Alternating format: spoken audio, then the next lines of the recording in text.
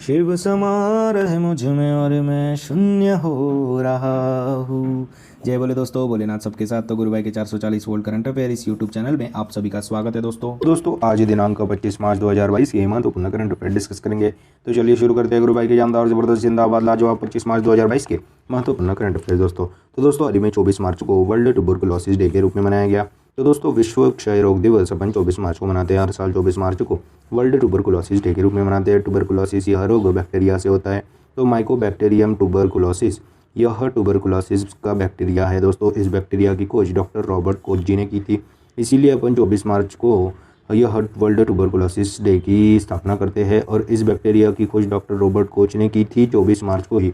इसीलिए हर साल 24 मार्च को वर्ल्ड ट्यूबरकुलोसिस डे के रूप में मनाया जाता है, जिसकी 2022 की थीम क्या थी? Invest to end TB save lives नामक। तो दोस्तों हाल ही में 24 मार्च को वर्ल्ड ट्यूबरकुलोसिस डे के रूप में मनाया जाता है। और 2025 का भारत सरकार का लक्ष्य है टीबी खत्म करने का।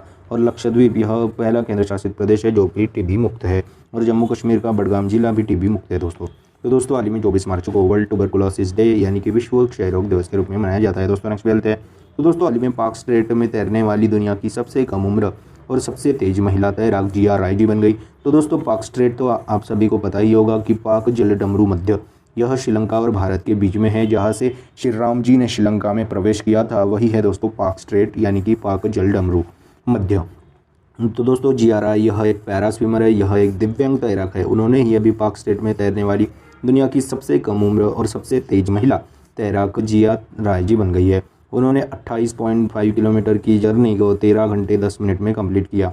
तो दोस्तों हाल ही में पाक स्ट्रेट में तैरने वाली दुनिया की सबसे कम उम्र और सबसे तेज महिला तैराक जो कि एक पैरा स्विमर दिव्यांग तैराक है, जिया राय जी बन गई है दोस्तों।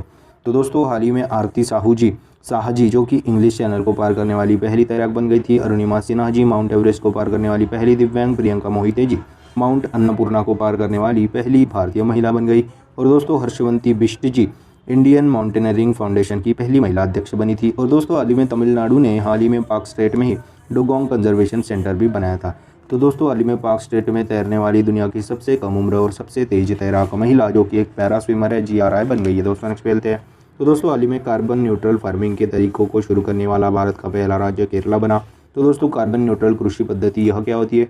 तो खेती करते समय कार्बन का कम से कम उत्सर्जन होना चाहिए। जितना कार्बन उत्सर्जित होगा उतना ही कार्बन समाप्त करने का काम भी किया जाना चाहिए। इसलिए केरल सरकार ने कार्बन न्यूट्रल फार्मिंग के लिए 6 करोड़ रुपए बजट में आवंटित किए हैं दोस्तों। तो दोस्तों हाल ही में कार्बन न्यूट्रल फार्मिंग के तरीके को शुरू करने वाला भारत का पहला राज्य केरला बना। और दोस्तों 2070 का लक्ष्य है दोस्तों कार्बन न्यूट्रल होने का भारत का।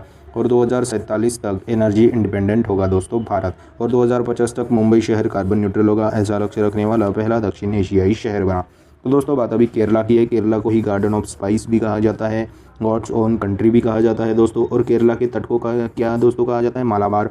यहाँ की कैपिटल है तिरुवनंतपुरम। यहाँ के सीएम है पिनाराई विजयन। गवर्नर है दोस्तों आरिफ मोहम्मद खान जी। और दोस्तों यहाँ पे सिल्वर लाइन परियोजना भी है। विश्वविद्यालय में ट्रांसजेंडरों को आयु सीमा में छूट दी थी। केरला ने इंटरनेशनल क्रूज टर्मिनल सागरिका को लॉन्च किया था। डिजिटल यूनिवर्सिटी और स्नेक संग्रहालय भी शुरू किया गया था। श्रम आंदोलन संग्रहालय भी शुरू किया था। और भारत का पहला जेंडर पार्क कोझिकोड केरला में शुरू किया जाएगा। एशिया का सबसे बड़ा वैज्ञानिक वर्ल्ड एटलस भी केरला में शुरू किया गया था। इडुक्की में पहला कार्बन पार्क शुरू किया था। वर्ल्ड डिफेंडम T20 चैंपियनशिप केरला के तिरुवनंतपुरम में होगी। संतोष जॉर्जी केरला के भारत के पहले स्पेस टूरिस्ट बने। और कथकली और Mohiniyattam classical dances of Kerala है दोस्तों। और मेडिकल डिवाइस पार्क भी केरला में बनाया था। कृषि करना योजना भी केरला में शुरू की गई थी। हार्ट फेलुअर बायो बैंक भी शुरू किया था। और सस्टेनेबल डेवलपमेंट गोल इंडेक्स में केरला टॉप पे था दोस्तों, नीति आयोग की रिपोर्ट में जारी। और लिटरेसी रेट और सेक्स रेशियो में टॉप है। नॉलेज इकोनॉमी मिशन को शुरू किया था। स्मार्ट किचन योजना को शुरू किया था। और दोस्तों इलेक्ट्रिकल केरला कर्नाटक और झारखंड का elephant is a state animal है, सबसे कम गरीब राज्य है दोस्तों। और दोस्तों मैटरनल मोर्टेलिटी रेट में टॉप पे है दोस्तों केरला। तो दोस्तों हाल ही में केरला में कार्बन न्यूट्रल फार्मिंग के पद्धति को शुरू करने की मंजूरी दे दी गई है दोस्तों। नेक्स्ट पे चलते हैं। तो दोस्तों हाल ही में डेनिस पेर्नेल सुलिवन जी को एबल पुरस्कार 2022 से सम्मानित किया गया।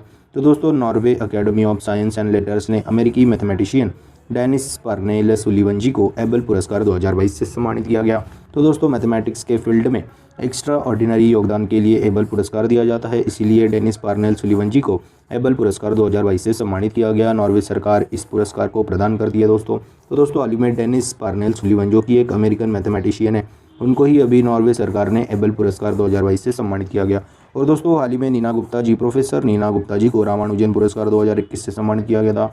नारायण प्रधान जी को 31वां GD बिरला पुरस्कार से सम्मानित किया गया था उनके फिजिक्स में एक्स्ट्रा ऑर्डिनरी योगदान के लिए। और विनोद शर्मा जी सुभाष चंद्र बोस डिजास्टर मैनेजमेंट पुरस्कार 2022 पाने वाले व्यक्ति थे दोस्तों। तो हाल ही में अमेरिकी मैथमेटिशियन डेनिस पार्नेल सुलिवन जी को एबल पुरस्कार 2022 से सम्मानित किया गया है दोस्तों। नेक्स्ट पे चलते हैं। तो दोस्तों हाल ही में Anfield barrels India's oil story नामक पुस्तक को ऋचा मिश्रा जी ने लिखा। तो दोस्तों हाल ही में Anfield barrels India's oil story नामक पुस्तक को ऋचा मिश्रा जी ने लिखा है दोस्तों। तो दोस्तों हाल ही में Anfield barrels India's oil story नामक पुस्तक को ऋचा मिश्रा जी ने लिखा है। और दोस्तों हाल ही में किरण बेदी जी ने फियरलेस गवर्नेंस नामक किताब को लिखा था। सागरिका घोष जी ने अटल बिहारी वाजपेयी नामक पुस्तक को लिखा था। और 2021 का बुकर प्राइज पुरस्कार डमन गलगुट जी को मिला था दोस्तों उनकी नॉवेल द प्रॉमिस के लिए। वह पहले अफ्रीकी है दोस्तों बुकर प्राइज पाने वाले। तो दोस्तों हाल ही में Anfield barrels India's oil story नामक पुस्तक को ऋचा मिश्रा जी ने लिखा है दोस्तों। नेक्स्ट चलते हैं। तो दोस्तों हाल ही में मेडेलिन अल्ब्राइट जी का निधन हुआ। तो दोस्तों पहली महिला अमेरिकी विदेश मंत्री मेडेलिन अल्ब्राइट जी का हाल ही में निधन हुआ। First woman foreign minister of America Madeleine Albright ji का हाल ही में निधन हुआ। और 2012 में बराक ओबामा जी की ओर से स्वतंत्रता का नेशनल मेडल भी दिया गया था दोस्तों इनको। तो दोस्तों हाल ही में पहली महिला अमेरिकी विदेश मंत्री मेडेलिन अल्ब्राइट जी का निधन हुआ दोस्तों हाल ही में। नेक्स्ट पे चलते हैं। तो दोस्तों हाल ही में मार्च 2022 में जारी मेन सिंगल्स बैडमिंटन रैंकिंग में लक्ष्य सेन जी की रैंक 9वीं है। तो दोस्तों ऑल इंग्लैंड बैडमिंटन चैंपियनशिप में रनर अप उपविजेता लक्ष्य सेन पहली बार मेन सिंगल्स बैडमिंटन रैंकिंग में टॉप 10 में पहुंचे हैं। पुरुष एकल रैंकिंग्स में टॉप 10 में आने वाले पहले भारतीय बन गए दोस्तों वह लक्ष्य सेन। और दोस्तों किडाम्बी श्रीकांत जी 12वें नंबर पे है अपने इंडिया के। तो दोस्तों हाल ही में मार्च 2022 में जारी मेन सिंगल्स बैडमिंटन रैंकिंग में लक्ष्य सेन जी की रैंक 9th है दोस्तों। और दोस्तों हाल ही में यूनिक सनराइज इंडिया ओपन 2022 में मेन सिंगल्स का खिताब लक्ष्य सेन जी ने जीता। जर्मन ओपन 2022 में सिल्वर मेडल जीता था दोस्तों। और सिल्वर मेडल इस टूर्नामेंट यानी कि जर्मन ओपन 2022 में सिल्वर मेडल प्राप्त करने वाले पहले भारतीय बन गए। ओडिशा ओपन टूर्नामेंट 2022 में उन्नति हाड़ा जी ने वुमेन सिंगल्स का खिताब जीता। वह सबसे कम उम्र की महिला बन गई दोस्तों ओडिशा ओपन टूर्नामेंट जीतने वाली। और 2026 बैडमिंटन वर्ल्ड फेडरेशन चैंपियनशिप की मेज़बानी भारत करेगा। और दोस्तों हाल ही में सैयद मोदी इंटरनेशनल में वुमेन सिंगल्स का खिताब PV सिंधु जी ने जीता। लखनऊ UP में खुलेगी पहली पैरा बैडमिंटन अकेडमी। 2022 में world number 1 junior badminton player Tasnim Mir बन गई। तो दोस्तों हाल ही में मार्च 2022 में जारी मेन सिंगल्स बैडमिंटन रैंकिंग में लक्ष्य सेन जी की रैंक 9th है दोस्तों। नेक्स्ट खेलते हैं। तो दोस्तों हाल ही में the book of Bihari literature नामक पुस्तक को अभय के जी ने लिखा। तो दोस्तों कवि राजनयिक अभय के जी ने the book of Bihari literature नामक पुस्तक को लिखा है दोस्तों। और दोस्तों अक्टूबर 2022 में इस बुक को रिलीज़ किया जाएगा दोस्तों। तो दोस्तों हाल ही में the book of Bihari literature नामक पुस्तक को अभय के जी ने लिखा है दोस्तों। और दोस्तों अभी साहित्य अकादमी ने अपनी 68th एनिवर्सरी के अवसर पर अभय के की पोयम वाली बुक मॉनसून को भी प्रकाशित किया गया था। तो दोस्तों हाल ही में the book of Bihari literature नामक पुस्तक को अभय के जी ने लिखा है। और दोस्तों हाल ही में ममता बियॉन्ड 2021 नामक पुस्तक को जयंता घोषाल जी ने लिखा है। और रतन टाटा की बायोग्राफी डॉक्टर थॉमस मैथ्यूज जी ने लिखी। और इंडियाज़ वुमन अनसंग हीरोज़ नामक पुस्तक को अपनी संस्कृति मंत्री मीनाक्षी लेखी जी ने लिखी।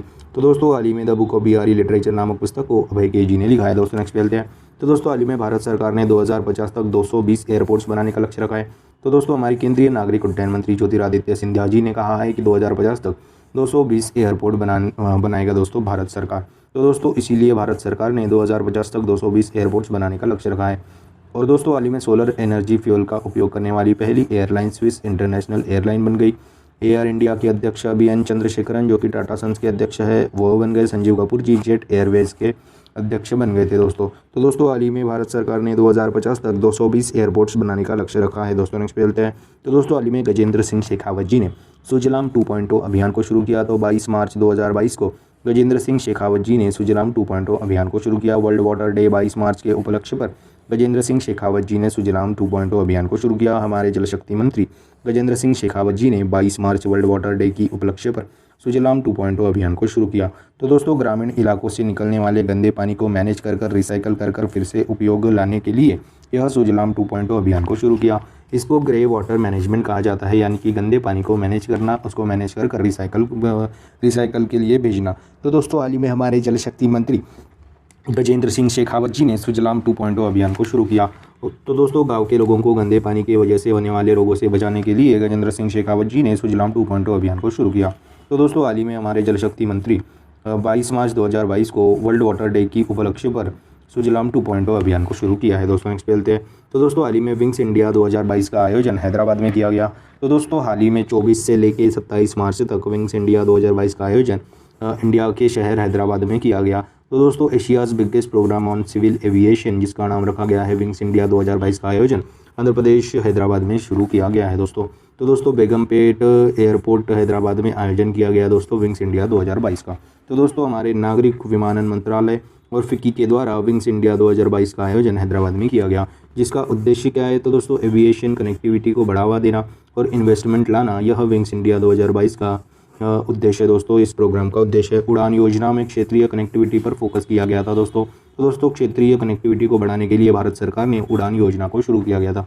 तो दोस्तों हाल ही में विंग्स इंडिया 2022 का आयोजन आंध्र प्रदेश हैदराबाद में किया गया, जिसकी थीम क्या है दोस्तों, India at 75 new horizon for aviation industries. तो दोस्तों हाल ही में विंग्स इंडिया 2022 का आयोजन 24 से लेकर 27 मार्च तक बेगमपेट एयरपोर्ट हैदराबाद में किया गया है दोस्तों। नेक्स्ट पे चलते हैं। तो दोस्तों हाल ही में OECD ने फाइनेंशियल ईयर 2022-23 में भारत की GDP ग्रोथ रेट 8.1% रहने का अनुमान लगाया है। तो दोस्तों हाल ही में OECD ने फाइनेंशियल ईयर 2022-23 में वित्तीय वर्ष 2022-23 में भारत की GDP ग्रोथ रेट 8.1% रहने का अनुमान लगाया गया है दोस्तों। तो दोस्तों यह थे 25 मार्च 2022 के महत्वपूर्ण करंट अफेयर्स दोस्तों। आज अपन क्या पढ़े उसकी एक बार रिवीजन कर लेते हैं। तो दोस्तों हाल ही में 24 मार्च को वर्ल्ड ट्यूबरकुलोसिस डे यानी कि विश्व क्षय रोग दिवस के रूप में मनाते हैं। हाल ही में पाक स्ट्रेट में तैरने वाली दुनिया की सबसे कम उम्र और सबसे तेज महिला तैराक GR राय जी बन गई। और दोस्तों हाल ही में कार्बन न्यूट्रल फार्मिंग के तरीके को शुरू करने वाला भारत का पहला राज्य केरला बना। हाल ही में डेनिस पार्नेल सुलिवन जो कि एक अमेरिकन मैथमेटिशियन है, उनको अभी एबल पुरस्कार 2022 से सम्मानित किया गया। हाल ही में unfilled barrels India's oil story नामक पुस्तक को रीचा मिश्रा जी ने लिखा। हाल ही में मेडेलिन अल्ब्राइट जी का निधन हुआ, जो कि पहली महिला अमेरिकी विदेश मंत्री फॉरेन मिनिस्टर थी। तो दोस्तों हाल ही में मार्च 2022 में जारी मेन सिंगल्स बैडमिंटन रैंकिंग में लक्ष्य सेन जी की रैंक 9th है। हाल ही में the book of Bihari literature नामक पुस्तक को अभय के जी ने लिखा। हाल ही में भारत सरकार ने 2050 तक 220 एयरपोर्ट्स बनाने का लक्ष्य रखा है। हाल ही में हमारे जल शक्ति मंत्री गजेंद्र सिंह शेखावत जी ने सुजलाम 2.0 अभियान को शुरू किया। हाल ही में 24 से 27 मार्च तक विंग्स इंडिया 2022 का आयोजन आंध्र प्रदेश हैदराबाद में किया गया। हाल ही में OECD ने फाइनेंशियल ईयर 2022-23 में भारत की GDP ग्रोथ रेट 8.1% रहने का अनुमान लगाया गया है दोस्तों। तो दोस्तों यह थे 25 मार्च 2022 के महत्वपूर्ण करंट अफेयर्स दोस्तों। आशा करता हूँ आपको पसंद आए होंगे। अगर पसंद आए होंगे तो दोस्तों लाइक कर दीजिए, कमेंट कर दीजिए। और दोस्तों ऐसे ही day to day current affair classes, उनकी रिवीजन क्लासेस और जनरल नॉलेज क्लासेस पाने के लिए गुरुभाई की 440 वोल्ट करंट अफेयर इस चैनल को फॉलो कीजिए, सब्सक्राइब कीजिए। और one liner current affairs PDF पाने के लिए हमारे टेलीग्राम चैनल को फॉलो कीजिए दोस्तों। Link is in the description box below. This is Gurubhai signing off. जय शंकर महाराज दोस्तों, जय बोले।